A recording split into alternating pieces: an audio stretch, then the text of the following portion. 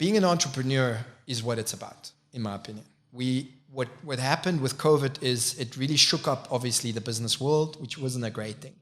But there's always a blessing in disguise. The blessing is just, it's forcing us to become little entrepreneurs. So what I'm seeing is the middle market. So the shop with 5, 6, 7 guys kind of breaking away and these individual guys popping up. What does that do? It just creates more competition, opportunities, growth, and there's enough. I'm telling you, there's enough work for you can see it with these TV installers and these are just hands-on work. You can come back to designers. You see it in your space, freelance designers, web developers, and it's an entrepreneur, even if you're just and I think it's the key is to start. There's nothing as secure as being an entrepreneur.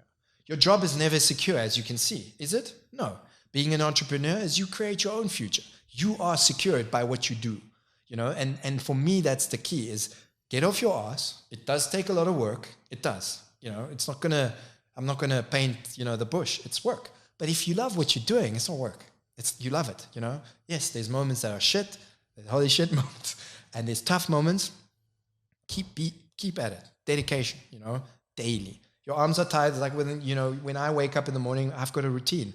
I go running at 5. I do my thing every day. There's so many days that I'm tired, I'm sore, I don't want to. I've had a hectic squash session the evening before. I can't even run properly, but I run half-assed down the road and I just force myself. And after I'm done, my body feels good. I've got the oxygen, etc. And so the same thing with business is do something small every day, but do it daily. And all of a sudden when you look behind, you've covered a massive distance and you can do it. You can do it.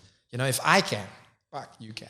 Hey guys, and welcome back to Sessions, a video podcast brought to you by Pro Studio, where we discuss an entrepreneur's business life and while we edit, some social media as well. So hey guys, welcome back to a brand new episode of Sessions. Today we're joined by Wilko Aschenborn, founder of Buddy Industries. If you ask me, a very, very techie guy, overall hustler, crazy workaholic.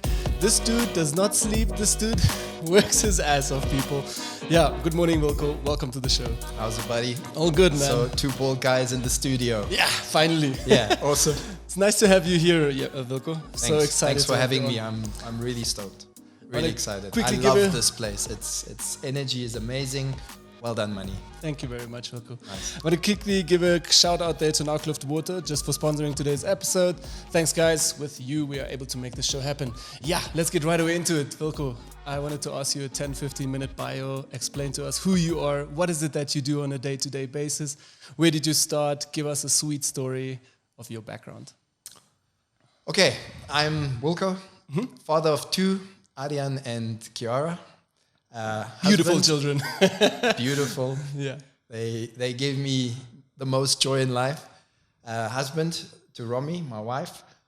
And I guess entrepreneur by heart and spirit, all round. Always been, love it to the bone. I started very many years ago, hence the little hair. I think it's about 22, 23 years ago. It was a long journey, multiple different businesses. Currently owner, CEO of Buddy Industries, co-owner of Desert Sands, which is a boutique B&B. Got some other side hustles running, starting a new enterprise soon called Perfect Stay, which is pretty exciting, pretty cool. But I think the real love, the real excitement, the thing that sort of gets me up in the morning is innovation, tech, etc. And I think it was always part of me. So I started my career in the tourism industry, which is still a big part of who I am and what I do and how I, spend a lot of my energy with part of Buddy, Travel Buddy, and all sorts of other interesting ventures. I was a consultant at Matiti Safaris. It was pretty much my first job. Actually, before that, I think the story starts ahead. It was, and I think this is the foundation of what kind of made me who I am, was Joe's Beer House. I was 14 years old. I started working behind the bar. Too young, but I still worked there. Joe, the founder, the owner at the time, loved what I presented, I guess. And he kind of took me under his wing. I was sort of a son to him. And he sculpted me, molded me. It was a hard lesson, but it taught me a lot of valuable lessons. The dedication, the commitment, the working with people. So definitely connected to the service industry, which is still pretty much who I am, and a lot of my products present. It's all around how do you connect to people, serve the people, and create a great experience for them, which is pretty much what everything boils down to, what I do today. But it taught me valuable lessons. It taught me to, start working at a young age. I needed to hustle for money. Yeah, actually, I have a question on that regard. Okay. Was it straight out of college that you, or in school, that you already started at Joe's? Yeah. And then hustled there because of maybe growing up a bit poor, growing up rich? Tell us a story also there. So there wasn't a lot of money in house, and I always wanted to have fancy stuff, especially tech stuff. At the time, it was still phones. We still had the little Nokia. What was it? 5210 with Snake on it. I remember those. In school.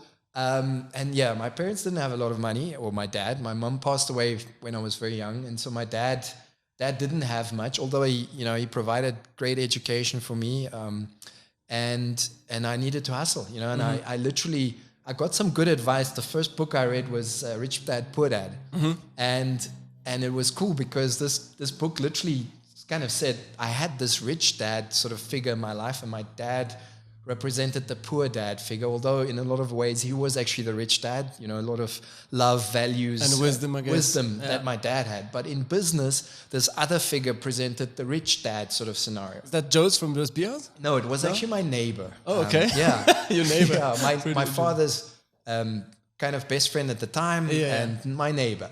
And he was really business orientated, accounting, figures, numbers, and I loved it. I really loved that essence because it was something that appealed to me strongly. And so I learned a lot of lessons through the book, through him, and he was the guy that said, dude, you need to go out there and get a job. And I was 14. I'm like, what job? And he said, well, whatever you can.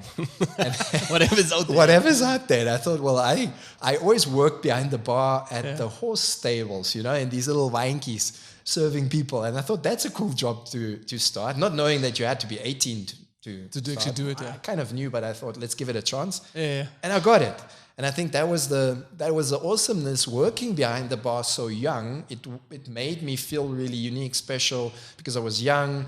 A lot of people looked up to me at the time, which was important at that time for me. But it allowed me to really harness, working in that space and delivering great service. Committed, Joe under my wing, teaching me. So, it was great at that time. And I was earning good money. I think it was around $2,000 a month, which was a lot for a school kid, then and there. So 100%. Yeah. Tell us further from there. You then obviously, did you after school then go studies? Did your dad say, okay, you have to go study and here's a big loan, go study? Or was there another story where you're like, no, man, no university? Yeah, me in school. So I think from that space, I wasn't the very most hardworking person at school. Okay. It wasn't difficult, but I didn't apply a lot of work. But my dad's theory was, if you get 50%, you're kind of working 10% too hard almost, which I liked. But that he didn't tell me the other flip side of the coin is, when you finish school and you don't have the grades, then you don't get a bursary, then what? And I'm like, Dad, I'm through. I didn't fail. But my grades weren't great. And he says, well, that's the flip side of the coin. So now what? And so he organized an apprenticeship in Germany in a hospitality management school in Altötting, which was close to Bavaria, which I then, grabbed, going over to Germany, working there. So I traveled over to that side. But before I could start, I was a year in Germany and I worked in the beer garden. And again, lesson 2 is cleaning toilets, washing plates, like literally, but earning great money. But literally working 18 hours a day, every day. No day off work. We were slaves almost, but end of the month came and we got paid big time. So that was a great opportunity to earn good cash, work really hard. But it was like more work, like you worked in the beer garden. You didn't go to study something. No, so that was first before I started. So the beer garden was sort of an just interim. a side hustle there. Exactly. To make also a living maybe in Germany a bit, Yeah, I needed some cash there and my school only started a year later. Yeah. And so I went a year earlier, just wanted to get away a bit, and my roots were German. So I thought, let me get a German passport, which didn't really work out. The Germans didn't want me, which was actually a good thing. Yeah. It put me back here, which is actually where my roots are, Namibia. Yeah. And so I worked there a year, hustled, hard work. I mean, really grinding, cleaning dishes and pavements and everything else that goes with it. And then I started in this hotel management school, which went bankrupt in the first year. So it also didn't quite work out, but it was one of the top schools. And in that year that I was in that school, I really learned a lot around the hospitality industry, which I carry forward today with my own, boutique B&B. So, everything around the hotel, from reception, the restaurant, the rooms, etc., back to service industry, sort of always came natural to me. And that just added the whole educational and theoretical part for me on that space. But when that hotel industry or that school went bankrupt, I kind of had to come back because I couldn't stay in Germany anymore and I didn't get my German passport, which I think to this day was sort of my golden ticket, I guess, because it forced me back into a situation where I, at the time, didn't really want to be, and I had to make something happen. I started working for Coca-Cola at the time. You came back to Namibia, yeah? Back to Namibia. Yeah. Worked for Coca-Cola? Namibia Beverages, and it was brilliant. I loved it. It was in sales, which is, again, that really speaks to me. And at Coke, I needed to do a part-time degree. So in the evenings, I was studying. In the day, I was working. And again, it just boiled down to working hard, being committed, grafting really hard from the morning till late at night, getting my degree behind my name, and obviously working. And I love Coke because everything they represented from a brand and marketing perspective still carry with me today. It was the solid foundational elements of what I do with my business. The way they approach things, the proactiveness in the way they market and the way they display their products in their fridges, the way they train their staff, the way they work with their people, the way they inspire. I loved it. And, I grew really big. I was the regional manager at the end of the time for Central Namibia, which was a great position at the young age that I was. But I was missing something. And at that same time, I was sent over to South Africa. We had to do some unique project, which involved me coming up for something where I had saved Coke some money or made them something extra. We were a unique bunch of sort of 12 candidates selected all over the world that were sort of masked to go into what they call their core competency sort of team. So one of the, these specialized elite teams that they were building, growing. And so that was almost like a bachelor's degree, in what Coke would present in marketing, business, but obviously everything revolving around Coke. And this project in the end was part of succeeding this course or not, how successful was this? And it was a live project. You had to implement it with where you were. And at the time, I came up with what I call Spin and Win. It was a TV screen behind the shops. I remember that, Spin and Win. And Spin and Win still follows me today in all of what I do. And it was a TV screen behind the cash register. You scan your Coke through this cash register, and the spin game runs on the TV screen. You match 3 Cokes, you win the Coke, or you match 3 T-shirts, you win. So it was on consumption activation, it was brand building, top of line advertising. It did everything to engage the customer. So I passed with flying colors, but I had to bring to life this project. And at the time, I was looking in Namibia for people to help me develop this, this game. I couldn't find anybody, and I found 1 or 2, guys at the time. I formed a little business called In Touch with these 2 guys. It was a sideline hustle. We were developing. We built this game. It was a success. We implemented it a bit in Coke. But afterwards, these guys are like, what's next? And so this was running on the side while I was running in Coke. I was earmarked at the time for becoming a sales trainer in Asia, which was a massive opportunity, especially in the Coke time. And In Touch, we just won a tender with MTC providing queue or info kiosks, these very information touchscreen kiosks, which we, pitched for. Which you nowadays I see everywhere, actually, I think. Pretty That's much. something that early days you didn't have these machines, so okay. And you didn't have information. Or literally only print, was the big thing. And then info kiosks was the big thing. And so it all started with this touchscreen and information on the touchscreen. So we built the application, we built the kiosk, we brought it to life, we brought it into MTC. And then I was faced with the choice. I needed to go into InTouch full time because I realized I didn't have enough time for both Coke and InTouch. Or leave InTouch and go on this journey with Coke. With Coke, yeah. But I think you saw already a bigger chance there with InTouch to say, there I can be my own boss, there I can be my entrepreneur life, I can fully grasp and take this further. I think also when I'm hearing you now, the tech space comes beautiful together with your entrepreneurship, with what you've learned as a marketer. Yeah. All three elements came together, plus you're a hard hustler, so why not go with that second gold ticket of starting InTouch? Yeah? It was, and it just felt right. The weird thing though was when I said no to Coke, the big boss at the time from South Africa phoned me up and he said, buddy, give me that sweet story. Think again. And, then the boss at the time that I was working under at Coke in Namibia said, dude, this guy doesn't just give you a call. You need to, if he gives you a call, listen to him. And he said to me, do this for 5 years, you sort it for life, and then you can go and run whatever you want to run. But do it. Do not go that direction. And I was struggling with myself. I was like, wow, because the paycheck was amazing at the time, seeing also Asia and everything. Anyway, came back, said no. Literally, after I said no, jumped into InTouch. It wasn't even 3 or 6 months down the line. I was like, oh my God, what did I do? I want the paycheck again. I went running back to Coke in one way. I didn't really go running back. I just planted the seeds with the HR manager at the time, said, listen, if I want to come back now, can I? And he said, buddy, once you leave Coke, you can't. You are ruined.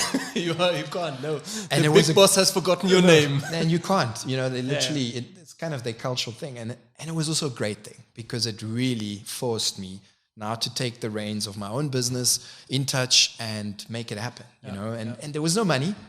I just met my wife then, to be. I didn't have any income. I was staying with her in a flat with her parents. And I was actually living off her salary, and all my money was just going to development, so to the team, to rent, to everything else. And I mean, pretty much that was my life for the first, I think, 8 years is, I really took a minimum for myself. I just always invested back into the business, back into people, back into growing, which was, I think, the blessing in a way. And we really grew very strong with MTC. We built up a beautiful relationship.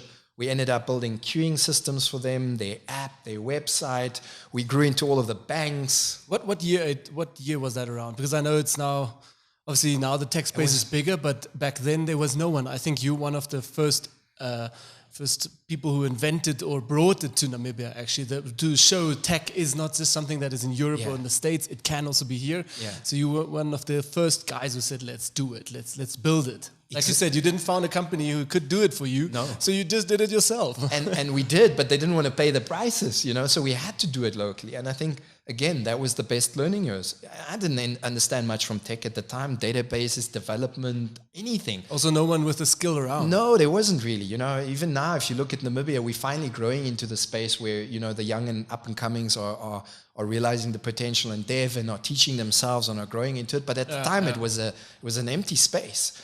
It was a challenge.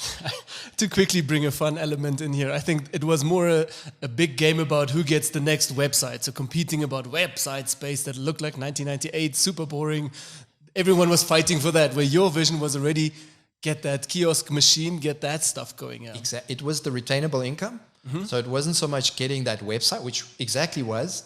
The website was a big part of our business at the time, but it was more the marketing. When you had the website, you had the relation with the client, and then typically what else would the client take? Exactly. And so the kiosks or the signage, so digital signage at the time, was a monthly income that would come every month, and you just had to maintain the system.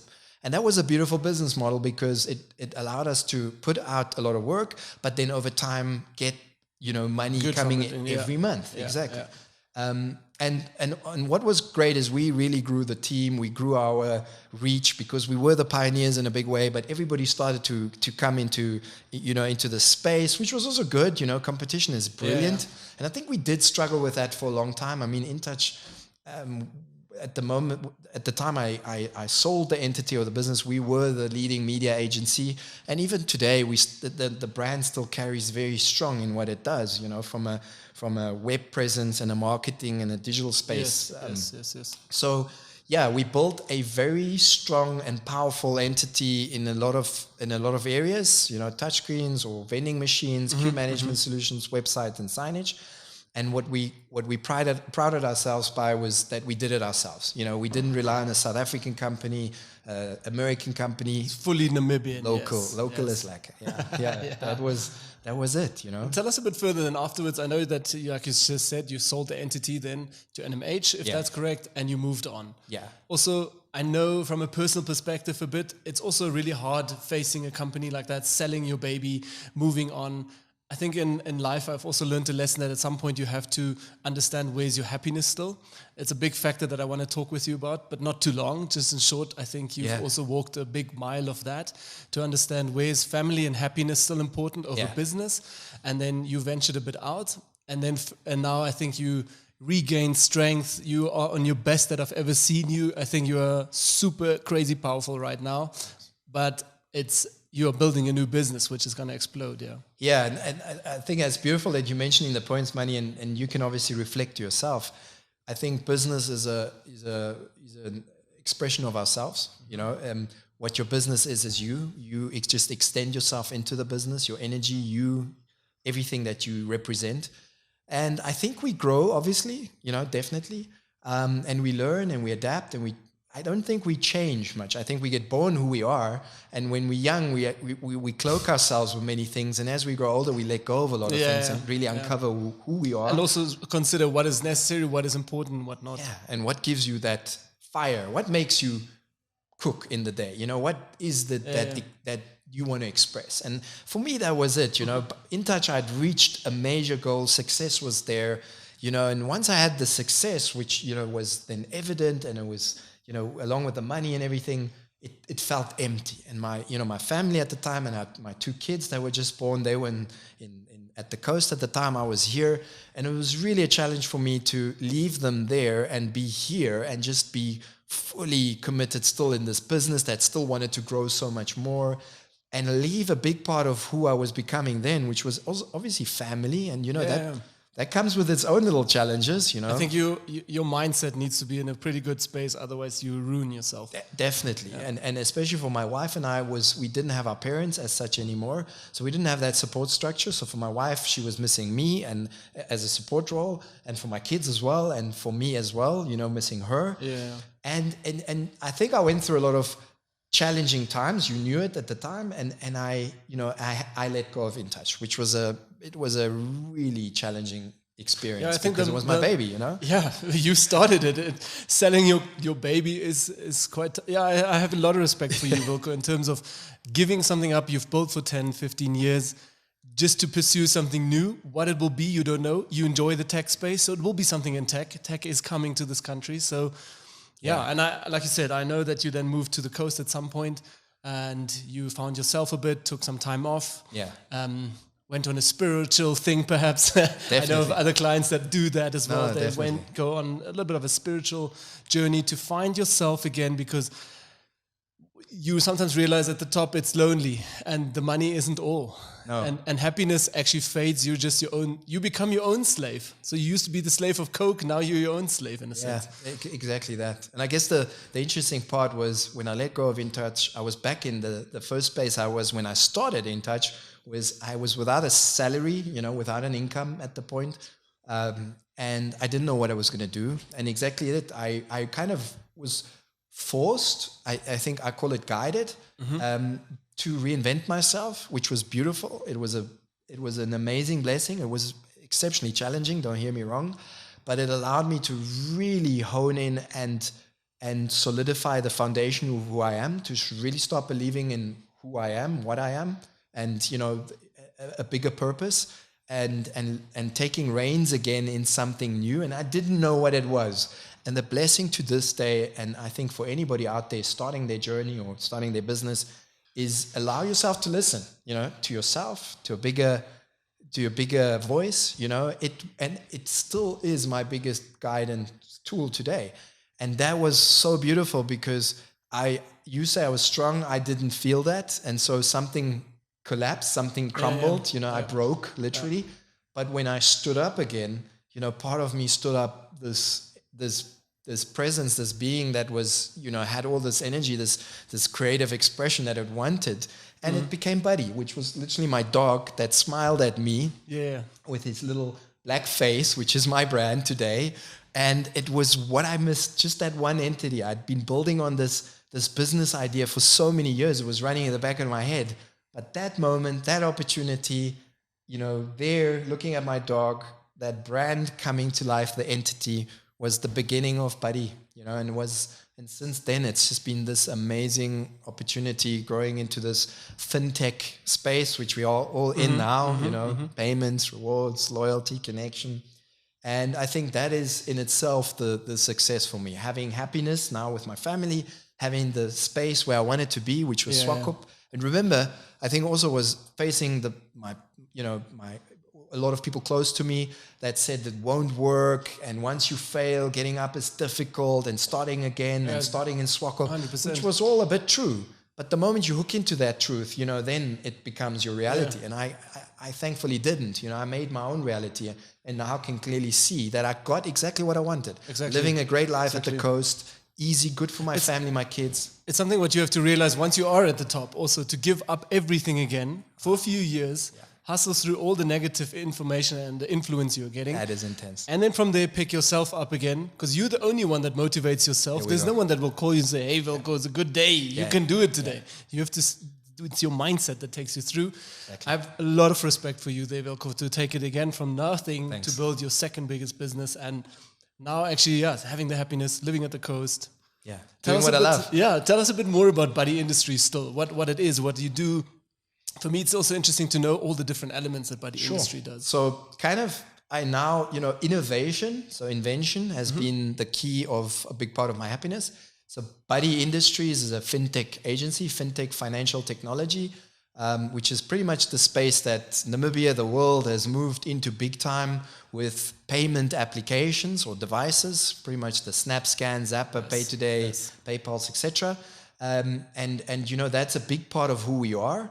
But we've always understood that it's not just payments, it's everything around it. Exactly. It's the connection between business and user and making that connection authentic and actually just adding value. And underlying everything, I realized one big thing in business as an entrepreneur, and back to anybody again who's starting their own venture, wants to do their own thing, is you need to make sure you add value to not just yourself, to your customer. And for us, it's two-sided. We've got the merchant on the one side, which is the business, and the user on the other side. And you have to add value to both entities. And our tagline is, Buddy adds smiles with $S to your day. And it's as easy as that. And smiles represent many things. They're convenience. The product is a mobile phone. It's a desktop web app for the business. But it's smiles, it's dollars, it's loyalty points, which get spent and earned. You say earn and burn. So users earn it in our ecosystem. Again, I like using these words because ecosystem is where something thrives. Both the business and the user both thrive, which just means it's a win-win. And so people spend these smiles back at a business for buying, whatever, products, services, airtime, electricity.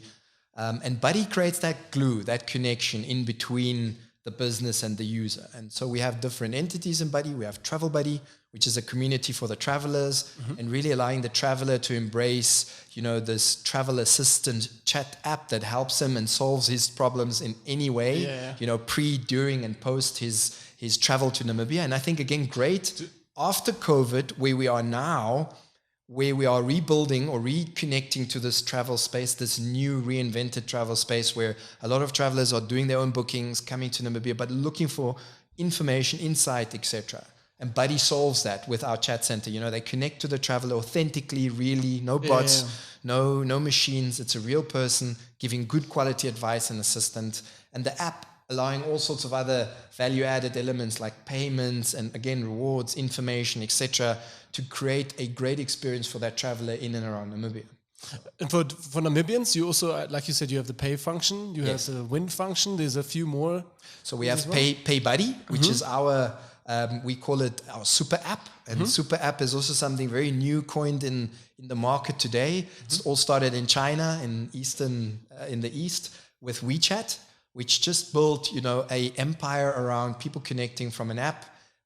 It started with chat, but then doing everything else, payments, food, orders, etc. And PayBuddy does pretty much that. It started with payments, paying a business with your phone and earning rewards and loyalty through that. But it extended itself into a marketplace, into orders, or Buddy Eats, which is the likes of Uber Eats in Namibia, Cab Buddy. And so you have one app as a user instead of 10 or 12 apps on your phone that definitely gives value every day for something else. And so just make sure that value is added to that user and obviously back to the merchant on a daily basis. I know you even have a SOS kind of function in it. Yeah. So even if you find yourself in dangerous situations or weird situations, you even have that. And trigger the SOS. So everything is packed into one app, so to say. Exactly. And it's just you can find it on the App Store here. Everything is downloadable. Exactly. It's open to all Namibians. App Store, iOS and Android Play Store. I would suggest downloading PayBuddy. It's for the locals. For the merchants, we've got a merchant app called Buddy Merchant. It allows the business to sell airtime, electricity. We're starting Lotto now, Nam Lotto. So yeah, cool. we're doing quite some, and I think that's the key to Buddy. And where we're going is we're going to keep innovating. We're going to keep adding value, keep adding new product stacks, as they call it. You know what I really loved, Wilko, when I came to visit your facility also, you actually have genuine people sitting there like a call center. I was surprised that I'm not going to face a chatbot that will help me sort out something, because your app is quite diverse. And testing it a bit, you would actually have, say, a Luis or someone coming on the phone. Hi, Buddy Industries, how can I help? Interesting to see that you also still put real people behind as an operator. That's key. It's the empathy that is the glue, with machines and tech, where we've gone, I wouldn't say wrong, but where we are going right now is connecting people back to it, into it, and not taking them out of it, like with AI and bots, etc. You can never replace EQ, emotional intelligence, and the connection between a user and another user, allowing them to connect and create the experience, which again boils down to creating the experience for the user and the business. Tell me a bit about frustrations you have, not in terms of frustrations with the negative side, but more, where do you see like the tech space still being underutilized, or how long will it still take till more people actually, I stand at Super Spa and I see an older lady behind me saying, what is this travel buddy, or what is this buddy pay? I'm like, and then I would like to actually explain to her, but is there perhaps a story in that regard? Yeah, so Namibia is an interesting playground. We call it the sandpit in a big way. They say Namibia is the sandpit for South Africa. So a lot of tech and projects and products, new innovative ones, get tested here and then get applied to South Africa. And then, South Africa is that for Africa, which is a good thing in a way. Yeah. But the challenging times is the adoption, as you call it. So people adopting to new tech is always challenging, especially in Namibia. People are set in their ways. That's what they like. That's what they do. And I mean, back to my one of my first inventions, which was the queue management solution that you pretty much see anywhere around town these days with MTC and the banks, etc. The very first one we brought to life, we were sworn at. The clients went and they fluked this machine and they shunned us off, and they called us all sorts of names. Why would we interrupt them standing in a queue?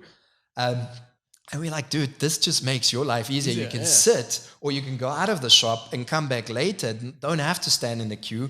It forces the consultant to be rated and to be more efficient, etc. So it comes with all sorts of value addeds. But it's good to see how it's evolved and how it's now adopted. It's the same with where we are. We are pioneers in a big way, and adoption is a definite challenge. So people just embracing tech and using it, just trying it. Whereas in a lot of other parts of the world, it's by default that people are very interested and connected to tech. But with COVID, again, I guess the positive on it was just that people really started to adopt tech quickly. And we just saw a major spike. And, now when you have critical mass, it just runs itself in a big way. What is your thoughts on regards to having a Lefa in this country, Lefa app, Tap a Meal, Chomi Bites? For me, it's super interesting because this whole industry is growing. All these people, like you said, competition is good, but also in a sense, all of these make and you guys shape the new tech world. Yeah, I think it's a good thing because again, competition breeds innovation, and innovation just gives the user again new access to new opportunities, experiences, etc. It's beautiful to see, and obviously it costs a lot of money.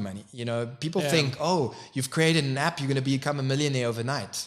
Not in Namibia. No, you're investing a lot. Your heart and soul, your life. Your life savings in a big way. And to see these businesses do that is beautiful because I know what's behind it. I know the work that goes into it, the money that goes into it, the effort. And it's good because at the same time, it allows us to learn from each other. This was always the biggest thing, the challenge that I had with InTouch is when you did something, you were pretty much the only one out there. And you couldn't really base... Was it not also more, sorry to interrupt you now there, but InTouch also more service-orientated space where you would try to amend your services with the tech space to every certain client, where now when you're in the product space more, it's more beautiful, but also, like you said, hard in terms of... Yeah, it's both. Who's going to be the leader and what... Yeah, but that's good because you can learn off each other and you can see what one guy's doing right in the market. I don't believe in right and wrong. There's just what works and what doesn't at the moment. Again, a very valuable lesson over years is you don't make mistakes. You just grow, you just learn. A very important lesson. And this is exactly it. The more competition, great. You learn from each other, you grow, you adapt, and you succeed, whatever that means. And for us, with InTouch, it was focused on the business service, but retainable. Now it's two focused elements. Business is definitely one, but the user side. And the user is a new animal, if you could call it, in apostrophes. They are the true thing. They do not sugarcoat things for you. No, they don't. And they have different demands, different, we call them LSM sectors, different clientele, different personalities, different emotions. You go through all of that, but it's great because you can... Namibia is a very beautiful country to do these things in because they're very forgiving. Yeah. They're very trustworthy, very loyal, which is beautiful. Our app, we've definitely had our fair sets of bugs and mistakes and everything, but we've kept our clientele, we've kept the loyal database, and we've just grown so significantly. What is your thought on e-commerce in Namibia? E-commerce in this space versus apps, so traditional websites. Like something like Pupkewitz has, Simod has, all these traditional hardcore sales shop sites. Is there maybe the next big online page which you also think, maybe have a watch out for these guys? Is there maybe even from SA Take a Lot coming to Namibia, or versus app? What are your thoughts in general on that? Money, it's happening. That's the blessing, I guess. It's happening, and it's happening big time in Namibia. And it's not just happening here. I mean, the revolution has happened in South Africa. I mean, specifically through COVID. They've, reported enormous profits in that space, etc. Businesses have, embraced e-commerce massively. I think our biggest challenge has always been in Namibia, one, delivery. How do you get the product from A to B? It being very costly and then not really being possible because of the tech. And how do you get payments sorted? How do you get the money from the user to the business and then have him deliver? That's pretty much been solved on multiple ends, as you can see, with the different entities jumping up and the different gateways coming to life. I can't say for sure who's going to be reigning. Yeah. I know we are playing a very interesting part in it. App, you say, versus web, two different spaces entirely. E-commerce has always been very strong on web. You can see it with Takealot, Amazon, etc. They can have an app, but the strength is usually web. We've got some surprises coming in the next future.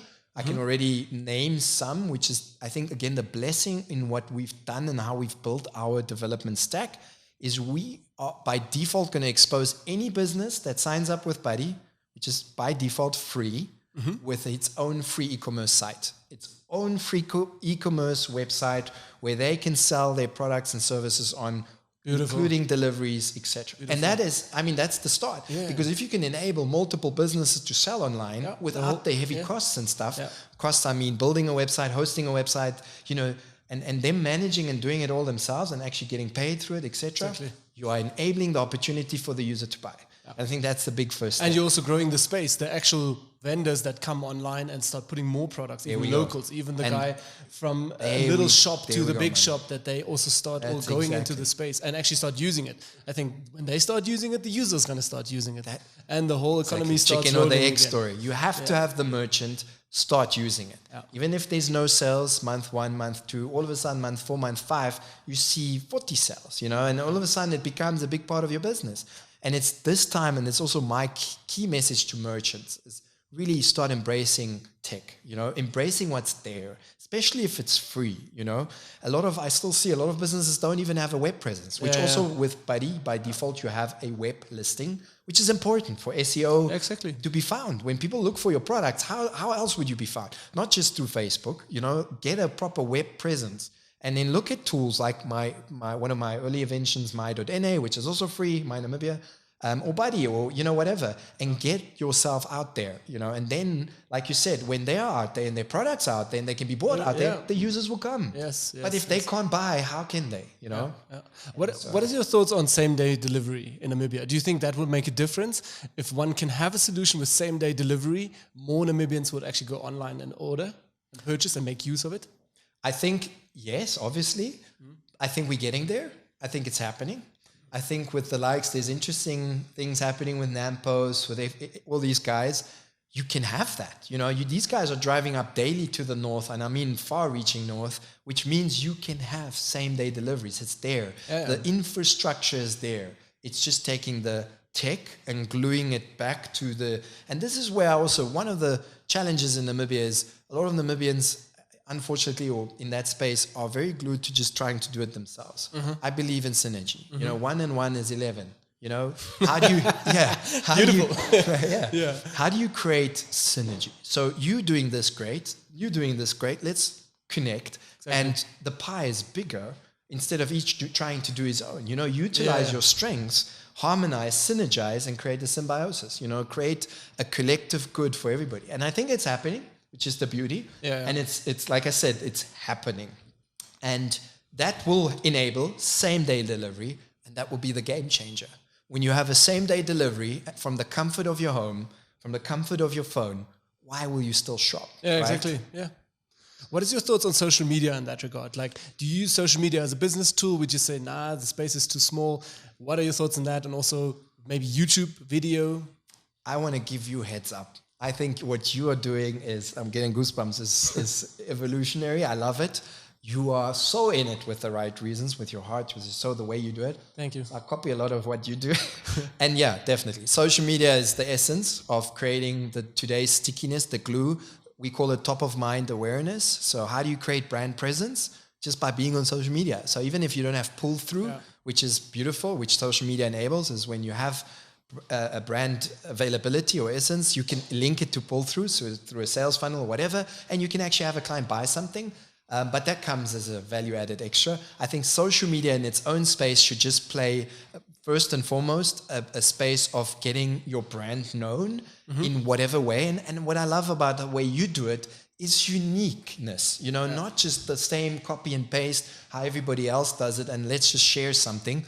Let's share something uniquely to us that creates a memory that, because the best marketing is word of mouth. So if somebody talks about your business, your brand, and obviously, I think we've done pretty well in that space on Buddy. We create these vlogs and these we call them experiences, where we just share in 1 minute the experience of the business back down to its product. In the travel space, that's important. Travelers want to quickly connect to what's this experience about. So whether it's accommodation or the activity or the food. And I think that's working really well. And obviously by default, what we are doing is we're doing this for free for the merchants. And so we're giving them value. But our brand is present in their brand. So we're creating a relationship. And at the same time, we're creating top of mind awareness on our brand. And I think what's been really successful about Buddy is a lot of people see the smiley. I see kids knowing Buddy. So that's a good sign. So social is key. Your brand essence there was spot on. I actually want to still ask also in regards to social media platforms. What is your feeling for Namibia now? Obviously, the tourist is a different sector, but for Namibia, what is your go-to tool? TikTok. Yeah, so it's weird. It's like I'm still old school there. I'm 40 now. I think I'm still 30. That's me actually. I have my 30th birthday every year. Anyway, but so Facebook is my kind of space, but I know it's Instagram. You know, Instagram is just it's going. I think it's more untamed or a beast that you can't tame anymore. It's just going wild. Yeah, and it's growing. Yeah. And it's authentic, which I love. You know, from the way it presents itself with an image or video, as clean as that. TikTok is really coming weirdly in a weird space. The weird thing is you just can't do it from your PC. You have to do everything on your phone. But it's got major reach, you know, just because, again, it's authentic, it's different, it's unique. Whether your brand or whatever fits in there, I don't know. What I love, what you shared back to me is YouTube. I think it's so underutilized here in Namibia. Yeah. You just sharing that to me and me embracing that now, it's working wonders. I love it. It's awesome. That's after the chat. I'm going to talk to you about it. Yeah, that's something where I think the same thought on LinkedIn.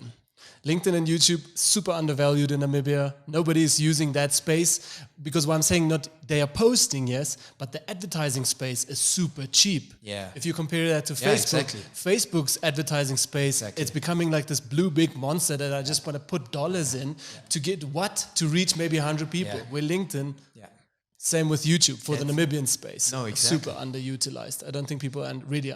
No, and that's what I love about your knowledge. You know, I've been in this space for so long. I've been doing it so long, but having that insight from you the other day just allowed me to actually reflect on myself and say, listen, buddy, you need to get your game together again on the social aspect or the social side of things, because we've all become post on Facebook, this little, like you call it, blue monster. And what I don't like about these channels, I love them, but at the same time, is you feeding money outside of the country. Yeah. You know, and it's... That as well, yes. And how do we do it other ways? You know, Buddy has a social feed, which is great. We've created our own feeds in our platforms, exactly to the point that and I always say your biggest advantage in life, so your biggest asset is always by default your biggest disadvantage. So Facebook's biggest advantage is it's big. It's massive. It has a reach. Biggest disadvantage, it's big. It's a lot of nonsense, a lot of gossip, a lot of negativity. What's real, what's not. We saw it now in the COVID time. And so with Buddy, what we're trying to do with our feed is have an authentic business and user-generated content strategy where users or businesses post content that are valuable and that are real and that have been authorized, authenticated, and that create value back to the user. So no gossip, no nonsense, no fake news, just business in its space. So for travelers, travel-related business and content to the traveler and the local traveler, and in PayBuddy back to the local. So we're trying to, harness that in its own space. And I think give it another year and a half, that's going to also start thriving. And you can see that with Facebook. A lot of these ecosystems and these community apps and channels and things are coming up, and they are in their own space, creating their own little niche connection in that. And I think that's the key to where we're going forward. Yeah. How do we get into these different communities, into these spaces, into these niches with our content?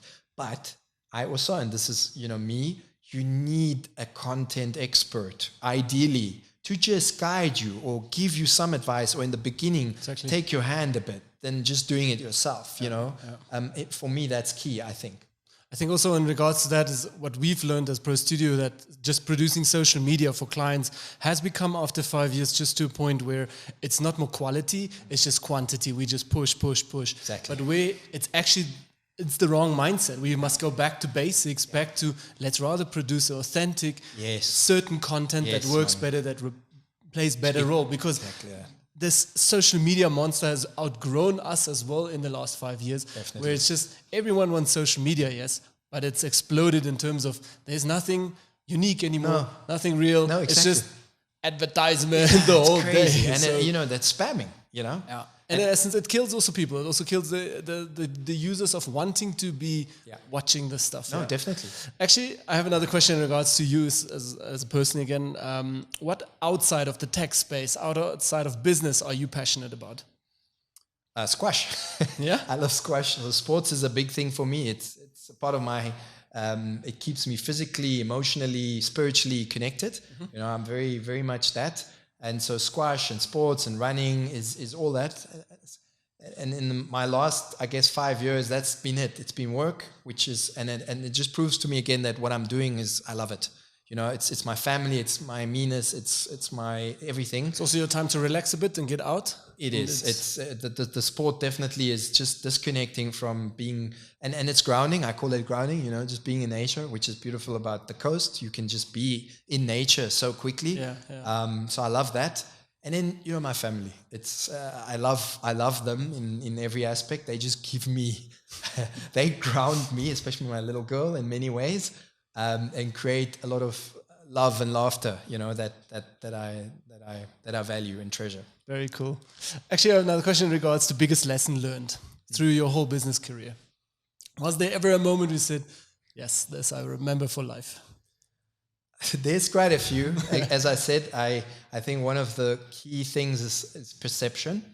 And for me, the point was, like I said, my journey when I let go of InTouch and moved into this other space, and I think for different people it happens at different times in their lives. Yeah.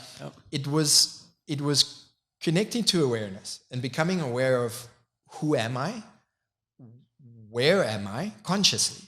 We all say, yeah, I'm here, this is me, whatever. But do we really know that? Do we really know the essence of who we are? Mm-hmm. Back to what makes us us? What makes us unique, back to social now. And I think for me the key was there is allowing me to shift the perspective. I had a very, I wouldn't say negative, but through conditioning, through media, through old partners, through many things, I had a way of looking at things often from a negative perspective. And I really learned the lesson to shift my perspective into actually seeing everything. And I don't like using the label positive, because positive by default puts something else into negative. Yeah. But just learning that everything is there for a good reason. It allows us to reflect. If a customer is complaining about something that's not working or something, it's easy from the outside to look, but sometimes when you're in it, you can quickly get sucked into a negative space and say, oh my God, it's not working, it's not this, but it's beautiful because it's allowing you to see where it's not working, to change and to move. And it's the same with us from an emotional perspective. And so for me, it was just reflecting and seeing what's not working. I have to change and move. And now being able to be more connected in everything that I'm doing, obviously still with a lot of challenges, everything, but really from a space of looking at something from a glass, I would say half full versus half empty. That was my biggest, in my opinion, lesson. Okay. Yeah. Can you also give us a holy shit moment? We love that on the Sessions podcast. Holy shit, this just happened. Yeah. MTC just signed our contract. But maybe there's something in your journey as well. I've been having a few lately, with my new partners and with where we're going with Buddy. I've been really having some fuck, is this happening? Yeah. Wow. And again, just allowing myself to say, yes, it's happening. Embrace it. Don't feel too small for it. Really. In Namibia, it's not that we tend to think too small. We are in a small community environment. When you're out there and you see the bigger opportunities and, the magnitude of things let it happen. And it is also possible here. Yeah. Definitely. Money. It's so possible. We just limit ourselves. We limit ourselves in so many ways, by the way we think, by the way we engage, everything. So for me, there's been so many. And I mean, obviously with MTC at the time, years back, when we had that contract, it was lots of millions. It was went partying. But I guess it's more now. And it's never been instant. It's always been happening. It's coming. But at the same time, it's happening. All of a sudden it's there. But you kind of just move on with it, knowing already it's going to happen. So I can't think of a really holy shit moment. It was when my wife showed me, she wrote on her tummy, I'm coming 2014, whatever. I was in Europe with my partner at the stage, and I'm trying to figure out what's on her tummy and why is she showing me her tummy. And, I had a hangover or something at the time. And then I realized, holy shit, I'm becoming a father. It was my son that was going to be born. That was a holy shit moment. Okay. Yeah. Very cool. Interesting. Look, I quickly want to move in a speed round. Just a quick yes or no answers, short liners to get to know who you are. Yeah. First question is up. What are you consuming on YouTube right now? What do you mean? Consuming, megabytes? Consuming, what is catching your interest on YouTube? Is it weird fail army videos, cat videos, tech stuff? Tony Robbins style inspirational sort of gurus, Simon Sinek, really things, people, their stories, their experiences, biographies, learning. I'm always about learning, whatever. Nonsense stuff. Chinese movies, like Chinese karate, that's me. It hooks me. I love it. Like Ip Man, 1, 2, 3, 4, 5, 9, 12. Give it to me. I love it. When I want to break away, and squash TV. So those are kind of the things that just grab Cool. me. How much do you sleep in a normal day? I do get enough sleep, 7 to 9, 7 hours typically. Yeah. Mm-hmm. How much hours do you work on a daily basis? 12 to 14, 7 days a week, pretty much. Cool. WhatsApp, call, or email? What's the go-to tool? Skype. Okay. Yeah. My email is 99,000 emails unread. My WhatsApp is blocked or deleted or not, but Skype works. I'm in Skype. Okay, cool. Sports, gym, yeah? You said you're a... Yeah. So no gym, running, like free run and squash. Cool. What do you use to relax, to unwind? Meditation, books, pretty much. In the evenings I read, meditation and books. What motto do you live by in life? Live it. Do you follow friends on social media or more business people? I don't really follow that much. Friends, I've got a few mentors, people that really sculpted my mind, and I just love the way they express themselves. So I have a few that I, when they post something, I'm definitely inspired, connected. Yeah. Definitely. Cool. And you? From a tech space, looking what you're doing and so on. So yeah. Thank you. Do you have secretly a little tech team in your office that is spying on other platforms, other apps, where not in a way spying, but you're like, guys, duty for today, let's check out how well works this app, how well works this. What I want a report later. How does this? Where can we get better? That's pretty much me. I'm hacking every app that's there, every experience. I connect to it instantly when I see it. The team already knows. They just share it back to me. I'm the tester. I'm the UX, which is user experience. I go through the experience, the motions, the seeing where we're going, right, wrong, left, right, etc. How much time do you spend on that? Would you say give it like at least 10 hours to spend on it, or 2-3 days sometimes? Or you even find yourself, this app is consuming me intensely? Well, it's pretty much, it's part of my daily role. It's really testing. When we have a lot of prototype apps that we bring out on a daily basis on all sorts of levels. So I'm always testing, always checking, always experiencing. And then when I see other apps come to life, or websites or experiences, when I'm somewhere, I instantly engage. I'm in it, I'm with it. And as long as it takes, while I'm with this thing and I'm baffled by it and I don't understand it, I try and understand how, why, where, what everything. What app consumes you at the most on your phone right now? Or like that you have on your phone where this thing is taking my attention constantly? I went through Zapper for a hectic long time. Zapper, I'm now busy with Flash, which is shop-to-shops payment app. It's intense what they have thought of and what they're busy with. It's just the merchant-facing app and the way they created the expression to the merchant. So those two, I guess, would predominantly, entice me. I always come back to, in Namibia, back to PayPal, Pay Today, PayPals. I pretty much always check what they're up to, what they're doing, how they're doing things. Thoughts on Lefa, Tap a Meal, Tommy Bites, or let's say Tommy Bites, Tap a Meal? Definitely inspiring, innovative. Tap a Meal, doing a good job in Namibia. Chomi Bites, I think, great platform because both web and app. Lefa, pioneer, I love it. We've always wanted to work with Lefa. There's still an opportunity, I hope. Again, synergy, symbiosis versus doing our own thing. We were kind of at one stage just forced to launch our own cab buddy, never to compete, just to resolve, to solve for. But Lefa is the pioneer, is the Uber of Namibia. Hats off, hands up, high five, to nice. What is it? To Melkis. Melkis, exactly. Yeah. Tell me, Bitcoin, cryptocurrencies. Definitely. Thoughts on that? Yeah. Yeah, definitely. Okay. Satoshis is the new thing. It's coming in buddy soon. We're going to be saving with Satoshis. So actually your smiles will be linked directly to the Satoshi value, which is obviously linked to Bitcoin. Yeah. I love it. I'm inspired by it. I just haven't had the money to buy it because I've been investing everywhere else. But Bitcoin is, we've just implemented crypto payments in Buddy. So you can pay and get paid with crypto as a business in Namibia, which I think is the way forward. In Europe, everywhere, people are paying with crypto, typically for yachts and helicopter flights and stuff. But I mean, here for lodges, and it will come that inevitably you will be paying the next business with crypto. And we just convert it back to NAD, whether it gets paid out in EFT or e-wallet into your account. It's easy. So, if you want to get paid with crypto, Buddy is the one to hook up with. Nice. Anyone you would suggest for sessions? I'm thinking. Jan Grobler, inspiring motivational coach. I think he is the guru of creating the basis, the foundation of the essence of who you are, because only on that can you start building up as an entrepreneur. I think he would be a really inspiring guy to have in your sessions. Namibian based, right? Yeah, he's a Namibian dude. He's written his own book, Get the Hell Out of Your Own Way.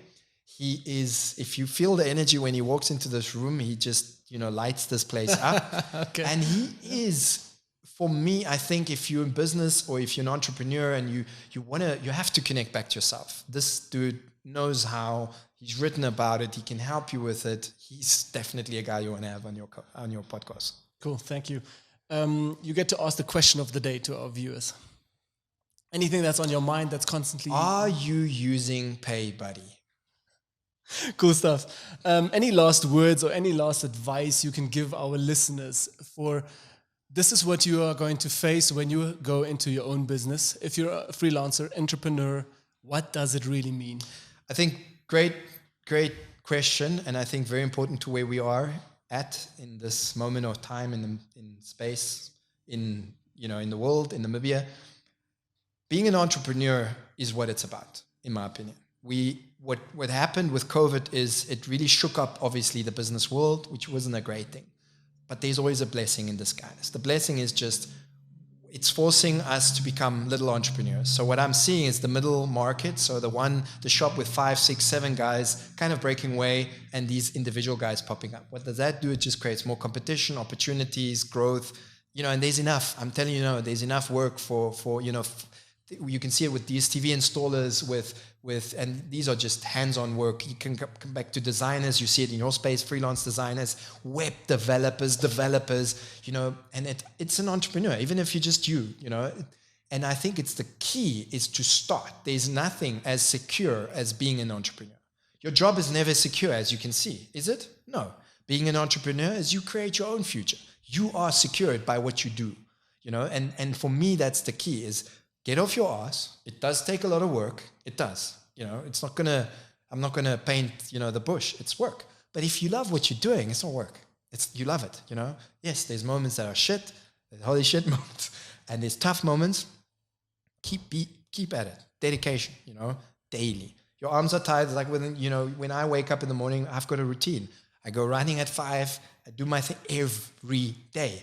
There's so many days I'm tired, I'm sore, I don't want to. I've had a hectic squash session the evening before. I can't even run properly, but I run half-assed down the road and I just force myself. And after I'm done, my body feels good. I've got the oxygen, etc. And so the same thing with business is do something small every day, but do it daily. And all of a sudden when you look behind, you've covered a massive distance. And you can do it. You can do it. If I can, fuck, you can. Thank you, Wilko. That was a pretty good speech. Yeah, it was awesome. Thank you. That gave me a bit of motivation again to also do stuff. Yeah. Wilko, thanks so much for being on the podcast. Thanks for your time. Thanks for taking time out of your CEO life as well, explaining a bit more Buddy Industries. For all of you guys who are still listening and still here watching, do have a look down below in the description. There's all the links to Buddy Industries. Also, I don't know if PayBuddy, Travel Buddy, and you don't have a personal page, not so much. I have my own website. Put it all in there. I think it's more interesting to see about Buddy Industries. So we'll put everything in the links.